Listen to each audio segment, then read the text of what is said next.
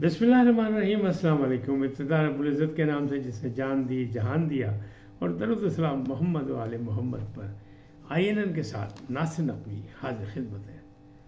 नाज़रीन, शहबाज और इमरान खान के लिए अच्छी बुरी खबरें। नवाज शरीफ और वज़ीर आज़म शहबाज शरीफ की 1-to-1 मुलाकात की कहानी, बड़ी दरसगाहों से बड़े बड़े धमाके, और उनकी असल हकीकत क्या, ये आपको बताऊंगा। ट्रंप ने कामयाबी पर इमरान खान को जेल से रिहाई की यकीनदानी करा दी, और हुकूमत यानी मौजूदा हुकूमत, बल्कि हुकूमतें यानी सूबाई भी और कौमी भी यानी वफाक भी, बस एक माह की मेहमान। ये सब कुछ क्या है, इसकी तफसीलात क्या है, इससे आपको आगाही दूंगा। लेकिन पहले आपसे गुजारिश कि आइए इनको सब्सक्राइब करें, लाइक करें और घंटी का बटन दबाना ना भूलें। आपकी कीमती राय हमारे लिए बड़ी मुकद्दम है। जी नाज़रीन, हुकूमतें अभी जुमा 8 दिन हुए बने, अफवाहें हैं, सोशल मीडिया का शोर है कि बस अब गई कि जब गई, 1 माह से ज़्यादा नहीं चलेंगी। जो इमरान खान के हामी हैं वो कहते हैं वफाकी हुकूमत जो है वो चोरों का टोला है, और मैंडेट चोरी करके ये इख्तिदार में आए हैं, लेकिन इनकी हुकूमत चलेगी नहीं। और बाकी जमातें जो हुकूमत में हैं, उनका कहना ये है कि जिस अंदाज में अली अमीन गंडापुर KPK के वज़ीर आला बने और जिस अंदाज में वो खेल रहे हैं, वो भी पाजी नहीं चल रही। यानी दोनों जानिब से एक जैसी आवाज़ें आ रही हैं। ताहम जो मौजूद सूरत हाल है उसमें ये लग रहा है कि नहीं, मुल्क को मुआशी सूरत हाल का सामना है, अदम सियासी इस्तेकाम है, इसमें मिल बैठ के ही कोई रास्ता निकालना पड़ेगा, और पार्लियामेंट खेलना पड़ेगा। जिसने पार्लियामेंट से बाहर कोई हंगामा राई करने की कोशिश की या कोई एडवेंचर करने की कोशिश की, उसको नुकसान होगा, चाहे वो वफाकी हुकूमत हो चाहे वो KPK की हुकूमत हो। यानी बराबर की जंग है। फ़िलहाल ईद के बाद बहुत सी चीज़ें सामने आ जाएंगी, यानी बड़े बड़े खड़ाक होने के चांसेस है कि ईद उल फितर के बाद, ये जो अब आ रही है ईद रमज़ान के बाद, उसके बाद बड़े बड़े खड़ाक होने के इम्कानात मौजूद हैं। और जो सुन्नी इत्तेहाद कौंसिल है उसके मामलात भी हैं। अल-मारूफ PTI वो एहतजाज पे जा रही है, उसने कहा 30 मार्च से हमने बाकायदा एहतजाज कर रहे हैं, हमें कोई इजाज़त दे ना दे।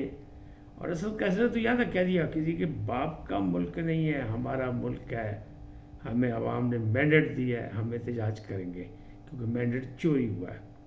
बहरहाल यानी 30 मार्च के बाद एक नया खड़ाक होगा, वो भी एक मसला है।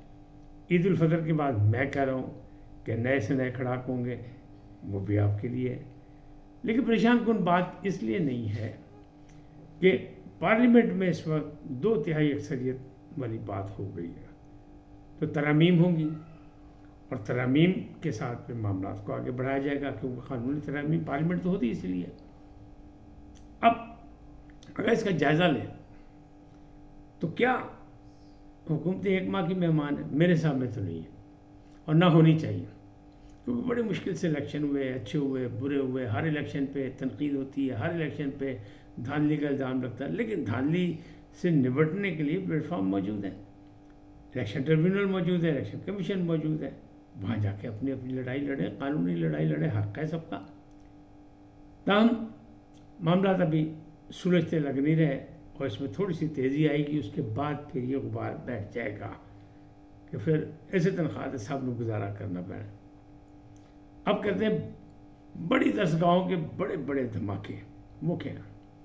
याद होगा कि कुछ 6-7 माह पहले इस्लामिया यूनिवर्सिटी भावलपुर का स्कैंडल आया था, मंशियात फरोशी की बातें और जिनसी हरासगी की बातें। तो उसका क्या हुआ? उसका हुआ ये कि अब 7 माह बाद جوڈیشل انکوائری ہوئی، پنجاب کی نگاہ حکومت نے جوڈیشل کمیشن بنایا تھا جس کے سردار جو تھے وہ سرفراز ڈوگر سربراہ تھے، اور انکوائری کے بعد کیا ہوا، 7 ماہ کے بعد جو ڈی پی او تھے باولپور کے انہیں فاروق آباد ٹرانسفر کر دیا گیا، ایس ایس پی فاروق آباد جن چوڑکانا کہنے تھا نا پہلے، وہاں بھیج دیا گیا، یہاں ریزرو پولیس ہے میرا خیال اس میں کیا گیا وہ۔ بہرحال جو مقامی لوگ ہیں وہ بڑے ناراض ہیں کہ یہ جو کچھ بھی ہوا بڑا اپنی طرف سے کام ہوا، لیکن یہ نہیں، جو اصل لوگ ہیں، کیونکہ ایک بین الاقوامی یونیورسٹی کی بدنامی ہوئی، ایک ملک کی بدنامی ہوئی، پاکستان کی بدنامی ہوئی، تو اصل جو محرکات تھے وہ سامنے نہیں آ سکے۔ وہ کیا تھے؟ میں نے پہلے بھی ویلا کیا تھا اور اس میں بہت سا آپ کو بتایا تھا کہ جناب ڈاکٹر اطہر محبوب صاحب جو ہے نا، اصل میں ان کی ایکسٹینشن کا مسئلہ تھا، اور کچھ لوگ چاہتے نہیں تھے، کوئی بہت بڑی ریاست بن گئی ہے، ان کی محنت سے یونیورسٹی جو ہے وہ نیشنل لیول پہ بھی، قومی سطح پر بھی، اور انٹرنیشنل لیول پہ بھی، یعنی عالمی سطح پر بھی ایک نامور ہے، اور وہاں خواتین یعنی لڑکیوں کی تعداد بہت زیادہ ہے، اور خالی صرف بھاولپور کے نہیں، گرد و نواح بلکہ سارے پاکستان سے وہاں آئی، اور بہت سی ڈپارٹمنٹ ایسے ہیں جہاں وہ ہیں، اور نئے سے نئے کام کر رہے تھے ڈاکٹر اطہر، یہ ڈاکٹر بھی ہیں، انجینئر بھی ہیں، اور بڑے محنتی آدمی ہیں، اور ان کا بڑا کام ہے۔ میں نے بھی 1-2 دفعہ ان کا انٹرویو کیا ہوا ہے ریڈیو پروگرام میں، ہمارے ریڈیو پاکستان سے یہ آئے، جب لاہور آئے تو ہم نے ان کو ضرور بلایا، اس لیے کہ تعلیم، جہاں تعلیم ہے وہی ترقی ہے، جہاں تعلیم نہیں وہاں نہیں۔ لیکن افسوسناک کہ ہماری صفوں میں ایسے لوگ موجود ہیں جو تعلیمی اداروں کو بھی بدنام کرتے ہیں اپنے مفاد کی خاطر، معمولی مفاد کی خاطر۔ تو اس میں ایک بہت بڑا گروپ تھا، کچھ یونیورسٹی کے اندر تھے، کچھ بھاولپور شہر میں تھے، کچھ شخصیات تھیں، ان سب نے مل کے یہ اسکینڈل بنایا اور شور مچایا اور بڑی بدنامی ہوئی۔ کیا نکلا؟ اب لوگ یہ کہتے ہیں کہ جناب رزلٹ دیں، کٹہرے میں لائیں ملزموں کو، اور اطہر محبوب صاحب کا بھی یہی دعویٰ تھا کہ جناب میرا کوئی مسئلہ نہیں ہے، ہم نے تو اپنے آپ کو پیش کیا ہوا ہے، 1 دفعہ 2 دفعہ 100 دفعہ جتنی دفعہ بلایا گیا ہم آئے، اور مزید بھی آنے کو تیار ہیں، لیکن اصل ملزمان کو سامنے لایا جائے، وہ نہیں۔ اب اس کے بعد کیا ہوا؟ دوسرا اسکینڈل آ گیا۔ دوسرا اسکینڈل کیا؟ گورنمنٹ کے لاہور میں آ گیا کہ ہراسگی کا کہ خاتون نے، لڑکی نے ایک پروفیسر کو جناب فائلیں ماری اور بڑا شور مچا، اور وہی جنسی ہراسگی کا مسئلہ کہ انہوں نے جناب کچھ بات کی ہوئی، ان کے خلاف کمیٹی بن گئی، ان کو پابند کر دیا گیا کہ جناب جب تک کمیٹی نہ بلائے جب تک آپ نے ادارے میں نہیں آنا، ان کو معطل کر دیا گیا۔ چلے یہ بھی ہو گیا۔ اب تیسرا اسکینڈل، ملک کے سب سے بڑے معروف ادارے ایچیسن کالج میں، وہاں 2 غریب سے طلباء کی فیسیں معاف کرنے کے لیے ہمارے شریف سے گورنر، جن کا تعلق بھی بہاولپور سے ہے، یعنی بلیغ الرحمان صاحب، انہوں نے ایک لیٹر لکھ دیا کہ پرنسپل کو کہ جناب یہ 2 بچے ہیں، ان کی فیسیں معاف کر دی جائیں۔ اچھا، انہوں نے اپنا حق سمجھتے ہوئے کیا، اس لیے کہ اصل صورتحال یہ کہ بورڈ آف ڈائریکٹرز جو ہے اس کے وہ چیف ہیں گورنر صاحب، جیسے یونیورسٹیوں کے وہ چانسلر بھی ہیں۔ اس طرح انہوں نے کہا کہ چونکہ یہ سیٹیں ہولڈ تھیں، یہاں بچوں نے کلاسز نہیں لی، لہذا، لیکن وہ بچے کون تھے؟ احد چیمہ، غریب آدمی، یعنی وفاقی وزیر، ان کے بچے تھے، ان کی سفارش کی، لہذا پھٹا پہ گیا۔ اب وہ جو آسٹریلوی پرنسپل تھے یہاں ان دنوں، مائیکل، انہوں نے استعفیٰ دے دیا۔ اب سوشل میڈیا پہ اور دائیں بائیں بڑا شور ہے، لیکن یہاں بھی باقاعدہ ایک انکوائری کی ضرورت ہے۔ کیوں؟ کہ اطلاعات یہ ملی ہے، ذرائع یہ کہہ رہے ہیں کہ جناب ان کے خلاف بہت سے مس کنڈکٹ کی باتیں تھیں، بغیر بتائے چھٹیاں کرتے تھے، بے تحجہ چھٹیاں کرتے، 40 لاکھ ان کی تنخواہ تھی، اور پھر اپنی من مانیاں کرتے تھے، لہٰذا ان کے خلاف ایک انکوائری ہولڈ ہوئی تھی۔ انکوائری سے بچنے کے لیے انہوں نے جناب یہ اسکینڈل بنا کے اور اس کو بہانہ بنا کے کہ احد چیمہ کے بچوں کی فیسیں گورنر صاحب نے کہا یہ سب معاف کریں۔ میں کہتا ہوں جب وہ تھے یہاں پہ، اگر آن رول تھے تو ان کی فیسیں ہونی چاہیے، بات بھی صحیح ہے، لیکن ان کی سیٹیں ہولڈ کرائی گئی تھیں، وہ بھی غلط ہے کہ سیٹیں کیوں ہولڈ کرائی گئی جب انہوں نے پڑھنا نہیں تھا یہاں، پڑھ وہ اسلام آباد میں رہے تھے، سیٹیں ہولڈ کرائی، اس کا مطلب کسی کا حق مارا گیا۔ تو جوڈیشل انکوائری یہاں بھی ایک ہو جائے تو اچھی بات ہے، تاکہ لوگوں کو پتہ لگے کہ جناب اتنے بڑے ادارے میں ایک غیر ملکی پرنسپل تھا اور وہ استعفیٰ دے کے چلا گیا، یعنی نوکری آپ کے منہ پہ مار گیا کہ بھائی میں نے نہیں چاہیے جاؤ نہ جاؤ تھوڑا گورنر اس طرح کام کر تو گورنر صاحب کو بھی اس کو مسئلہ بنانا چاہیے کہ وہ بہت شریف ایماندار آدمی ہے، سابق وزیر مملکت بھی ہیں، تعلیم کے ایجوکیشن کے وہ رہے ہیں، اور بڑے دھیمے لہجے کے آدمی ہیں وہ اس قسم کی باتیں کرنے والے. لیکن مسلم لیگ نون کی یہ جو نئی نویلی حکومت ہے اس کے علاوہ بھی پہلا اسکینڈل آ گیا، اور اسکینڈل میں یہ بہت خطرناک پوائنٹ سامنے اٹھائے گئے کہ جناب یہ نہیں. اب اگلی بات کرتے ہیں کہ 1 to 1 ملاقات ہوئی ہے اپنا نواز شریف صاحب کی، شہباز شریف صاحب کی. اس میں نواز شریف صاحب نے کہا جناب ہوش سے، میں نے اس لیے اقتدار نہیں لیا، میں وزیر اعظم نہیں بنا کہ 2/3 اکثریت یا سادہ اکثریت نہیں ملی. اب آپ چونکہ مل کے چل رہے ہیں اتحادی حکومت میں، تو بچ بچا کے دیکھیں آپ کے 2 فیصلے بونس ہوئے، آپ نے معاملات گڑبڑ کیے ہیں یا گڑبڑ ہو رہے ہیں یا آپ کے اتحادی کر رہے ہیں، تو اس میں حوصلہ رکھیں. ارسا کا چیئرمین آپ نے لگایا، آپ کو واپس لینا پڑا. سندھ نے آپ کے خلاف احتجاج کر دیا، آپ کے اتحادیوں نے احتجاج کر دیا، پیپلز پارٹی نے احتجاج کر دیا. اب معاملہ ہوا آپ نے ایک اور کمیٹی کے آپ خود چیئرمین بن گئے، تو جناب وہاں سے بھی آپ کو پیچھے بیک فٹ کھیلنا پڑا، اور وہاں محمد اورنگزیب وزیر خزانہ کو آپ کو بنانا پڑا. یعنی کہیں سے دباؤ تھا، یعنی جو اصل لوگ ہیں انہوں نے دباؤ ڈالا کہ جناب ساڈا بندہ اتنے ہونا چاہیے. تسی کتنے بیٹھو وزیر اعظم صاحب، تو جو اصول ہے اس کے مطابق وزیر خزانہ کو بنایا جائے، تو وہ بھی فیصلہ بیک فٹ ہو گیا.